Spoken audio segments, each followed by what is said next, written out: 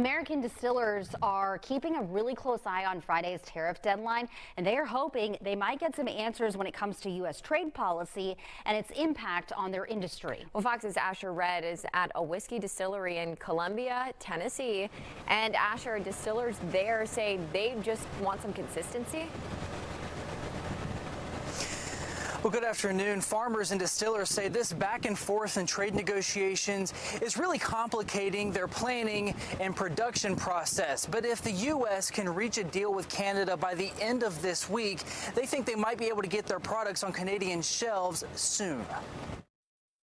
We have pallets of product that was bottled and designated for Canada that are sitting in our warehouse. Heath Clark says about 25,000 bottles of his whiskey are collecting dust in the warehouse. Back in March, Canadian provinces retaliated against President Trump's 25% tariffs by pulling American liquor off its shelves. Clark's whiskey was one of them. And in those cases, you've got product that's now homeless. New data shows the Canadian liquor boycott cost the country about $500 million in revenue. Total liquor sales fell by more than 12%. It's a terrible word, but it's a little bit boneheaded. They've lost $500 million in revenue. The Distilled Spirits Council of the United States has been working with their Canadian counterparts, trying to convince leaders that when it comes to a possible trade war, they should leave liquor out of it. This industry should be immune to that. Why? Because we bring people together. Thank you very much. Thank you.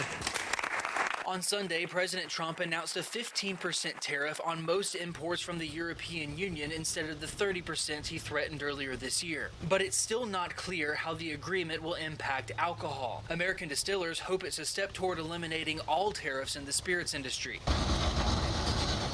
Meanwhile, farmers who provide grain to distillers also want some consistency when it comes to trade policy. We can't turn our spigot on and off with grain supply. And the president of the Distilled Spirits Council of the United States is touring distilleries in Scotland before meeting with First Minister John Swinney. Swinney is urging Trump to leave Scotch whiskey off of any tariff list, and he's hoping to make progress on that before September, when Trump is expected to return to the UK. In Columbia, Tennessee, Asher Red, Fox 26 News.